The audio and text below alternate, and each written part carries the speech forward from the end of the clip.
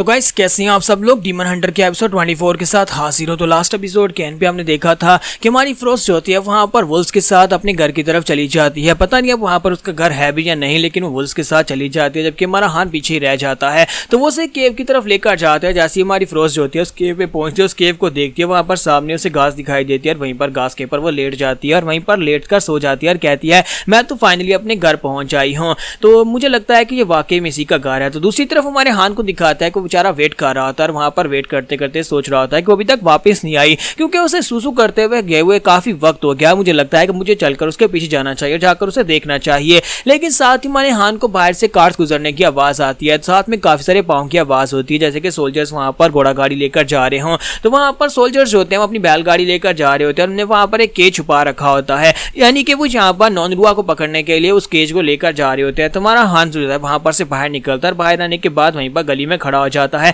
जहां पर बाकी के सभी लोग भी गली में खड़े होकर ये सब कुछ देख रहे होते हैं। तो उनमें से एक बात कर रहा था और कहता है कि देखो तो जरा, इन लोगों ने हिमोरी को पकड़ लिया और हिमोरी को पकड़कर लेकर जा रहे हैं। तुम्हारा हान कहता है कि ये हिमोरी क्या है, तुम किसके बारे में बात कर रहे हो। तो वो गांव वाला उसे कहता है क्या तुम्हें हिमोरी के बारे में नहीं पता। तुम्हारा हान कहता है कि नहीं, मैं जहां का नहीं हूं। तो वो कहता है कि मैं तुम्हें बताता हूं कुछ दिन पहले जहां पर क्या हुआ था। इसी के साथ ही उसे बताता है कि पिजुकाल विलेज के अंदर एक नोबल आदमी रहता था। उस नोबल आदमी को एक छोटी बच्ची मिली थी, एक छोटी सी बच्ची जो काफी ज्यादा खूबसूरत और प्यारी थी। उसने उस बच्ची को गोद ले लिया, उसे अपने साथ घर ले आया ताकि उसे अपनी बेटी बना सके। लेकिन जब उसे घर ले आया, उसे अच्छा खाना पीना दिया और साथ उसे रहने के लिए जगह दी, उसे अच्छे अच्छे कपड़े दिए। लेकिन रात के वक्त ही उस लड़की ने यानी उस बच्ची ने उसकी पूरी फैमिली को मार डाला और साथ इस नोबल को भी मार डाला। और उसके मरने के बाद वो लड़की जो थी वहां पर से भागकर चली गई, जिसकी वजह से ऑफिशियल उसका पीछा कर रहे थे। वो लड़की जो थी असल में वो एक डीमन थी, उसी को यहाँ पर हिमोरी कहा जाता है। हिमोरी का लफ्ज उसके लिए यूज किया जाता है जो कि यहाँ पर दूसरों को मारने की पावर रखता है, जो कि हालांकि दिखने में बच्चा हो लेकिन खो बहुत ही बड़ा पावरफुल डीमन। इसी वजह से इस लड़की को यहाँ पर हिमोरी का नाम दिया गया। वो छोटी बच्ची जो थी उसने यहाँ पर उसके नोबल की पूरी फैमिली को मार डाला। और उसके बाद कहा जाता है कि यहाँ पर ऑफिशियल्स ने उस लड़की को पकड़ लिया, यानी उस हिमोरी को पकड़ लिया और उसे पकड़ने के बाद इस आयरन के केज के अंदर सील कर दिया है। और मुझे लगता है कि ये लोग उस हिमोरी को लेकर इंपीरियल पैलेस की तरफ जा रहे हैं ताकि उसे जाकर एग्जीक्यूट किया जा सके। और जब से इन लोगों ने हिमोरी को पकड़ लिया है तब से यहाँ पर काफी सुकून शांति है, यानी कि कोई भी यहाँ पर और नहीं मरा, ना ही यहाँ पर किसी की हत्या हुई है। हालांकि हम लोगों ने यहाँ पर अपनी आंखों के साथ उस हिमोरी को नहीं देखा, ना ही यहाँ पर उसे पकड़ते हुए देखा गया है। तुम्हारा हान कहता है कि हाँ ऐसा तो हो सकता है क्योंकि तुमने यहाँ पर उसे नहीं देखा होगा। और साथ ही वो सोच रहा था क्या वाकई में यहाँ पर फ्रोस्ट ने ये सब कुछ किया है, कहीं ऐसा तो नहीं है कि फ्रोस्ट को दोबारा इन लोगों ने पकड़ लिया और उस केज के अंदर बंद कर लिया हो। फिर साथ ही वो कहता है कि मुझे तो ऐसा बिल्कुल भी नहीं लगता। फिर साथ ही हमारा हान जो होता है वहां पर सोच रहा होता है क्योंकि अंकल ने मुझे यहाँ पर इस लड़की के बारे में बताया था कि वो लोग वहां पर से कैरेज को लेकर जा रहे थे, क्योंकि अगर हमारी फ्रोस्ट जो थी उस कैरेज के अंदर थी, उस आयरन बॉक्स के अंदर थी जहां पर असैसिनेशन ग्रुप को मार दिया गया था, तो मुझे लगता है कि इस बॉक्स के अंदर हमारी फ्रोस्ट नहीं हो सकती। ये बॉक्स किसी और डीमन के लिए, किसी और डीमन को इसमें बंद करने के लिए ले जाया जा रहा होगा। तो इसी के साथ ही वो गांव वाला से पूछता है कि मुझे एक बात तो बताओ कि तुम्हारी बेटी कहां पर चली गई। तुम्हारा हान कहता है कि हाँ मेरी बेटी वो सुसु करने के लिए गई थी, उसने कहा कि उसे थोड़ी देर के लिए साइड के ऊपर जाना ताकि वो गांव को भी देख सके। तो फिर साथ ही वो कहता है क्या वो यहाँ पर अकेले सुसु करने के लिए उस तरफ पहाड़ी की तरफ चली गई है।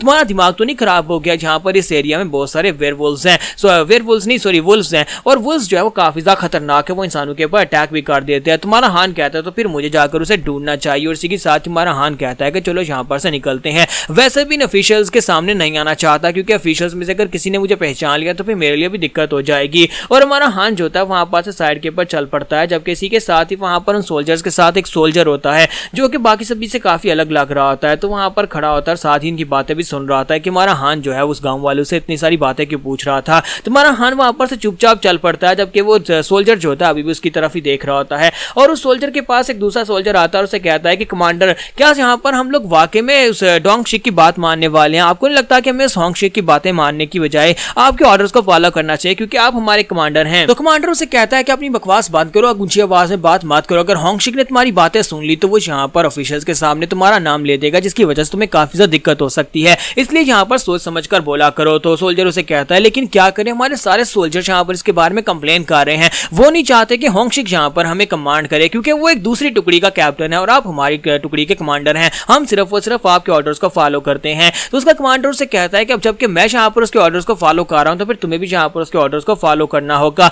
हमें बस यहाँ पर एक सिंपल सी टास्क दी गई है, हमें यहाँ पर इस आयरन के केज को जियोल के पास लेकर जाना है ताकि वो इस केज के अंदर उस डीमन को बंद कर सके और उसके बाद से इंपीरियल पैलेस तक पहुंचाना है, बस इतना सा काम है। और तुम सभी लोग यहाँ पर अपने काम के ऊपर ध्यान दो और जो भी होंग शिक कहता है उसके ऑर्डर्स को फॉलो करो। फिर साथ ही वो कहता है क्या तुम्हें मेरी बात की समझ आ गई? तो सोल्जर कहता है जी कमांडर, मैं बाकी सभी लोगों को भी बता दूंगा। और इसी के साथ ही वो खुद भी वहां पर सोच रहा होता है कि मुझे यहाँ पर इस कमीने की बात माननी ही पड़ेगी। होंगशिक कमीना यहाँ पर जियोल के साथ मिला हुआ है और जियोल के साथ मिलकर उसने यहाँ पर सारी प्लानिंग की हुई है कि वो लोग उस हिमोरी को पकड़ेंगे या फिर उस माउंटेन की डीमन नॉनरुआ को पकड़ेंगे और उसे केज के अंदर बंद करेंगे, जबकि मुझे यहाँ पर एक बॉडीगार्ड बना दिया गया, हालांकि मैं इस टुकड़ी का कैप्टन था। साथ ही उसे यहाँ पर होंगशिक की बात याद आती है कि होंगशिक ने उससे कहा था कि हिमोरी यहाँ पर इस माउंटेन की तरफ वापस आ रही है और वो अकेली नहीं है, उसके साथ एक लड़का है जिसके हाथ में तलवार है और वो लड़का जो है वो काफी ज्यादा स्पेशल है। अगर तुम चाहो तो तुम उस लड़के के साथ फाइट कर सकते हो। और साथ ही जियोल ने यह भी कहा है कि वो दोनों यहाँ पर आने के बाद अलग हो जाएंगे, उन दोनों को अलग अलग निपटाना होगा, तुम्हारा काम उस लड़के को ठिकाने लगाना है जबकि उस हिमोरी को हम लोग पकड़ लेंगे।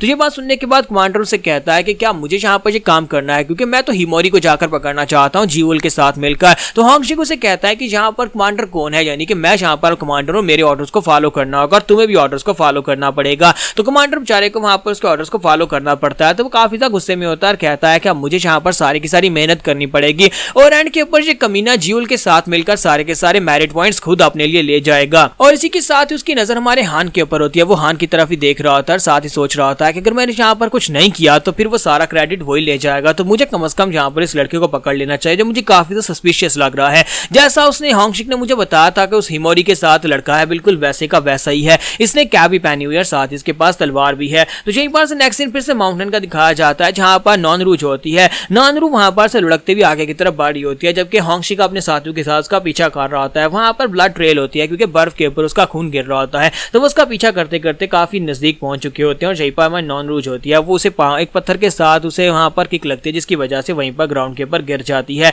तो नॉनरू रोना शुरू कर देती है और कहती है कि लगता है कि मेरा अंत आ चुका है। और जैसे ही वहां पर वो रोना शुरू कर दिया, इसी के साथ ही दूसरी तरफ हमारी हिमोरी जो होती है यानी हमारी फ्रोस्ट जो होती है उसे भी झटका लगता है। तो वो कहती है मेरी मॉम, मुझे मॉम याद आ गई। फिर साथ ही वो कहती है कि मेरी मॉम कहाँ पर हो सकती हैं। वो जल्दी से भागती हुई बाहर निकलती है और कहती है कि मुझे उनकी खुशबू आ रही है, मुझे उनकी प्रेजेंस महसूस हो रही है। फिर साथ ही वो गांव की तरफ देखती है और कहती है कि मैं क्या करूँ, क्या मैं हान के पास जाऊँ, वो मेरी मदद कर सकता है। फिर साथ ही वो कहती है कि नहीं, मेरे पास इतना समय नहीं है, प्लीज हान मुझे माफ कर देना, मुझे अकेले जाकर अपनी मॉम को बचाना होगा। और बड़ी तेजी के साथ स्नो माउंटेन की तरफ भाग जाती है, यानी माउंटेन की तरफ चली जाती है। जबकि दूसरी तरफ हमारा हान जो होता है जैसे वहां पर चलते हुए थोड़ा सा माउंटेन से आगे बढ़ता है, तो इसी के साथ ही वो कमांडर जो होता है उसका पीछा करते वहां पर आ जाता है और कहता है कि लड़के रुको, मेरी बात सुनो, आई हिमोरी के साथ तुम्हारा क्या रिलेशनशिप है। तुम्हारा हान उसकी बात सुनकर हैरान होता है। दूसरी तरफ हमारी फ्रोस्ट को दिखाते हैं कि फ्रोस्ट अपने साथ वुल्स को लेकर बड़ी तेजी के साथ भागती हुई एक दूसरी केव की तरफ आगे बढ़ती है। उसे एक और केव के बारे में पता होता है, वो उस केव में जाती है और जाकर वहां पर अंदर जाकर चेक करती है।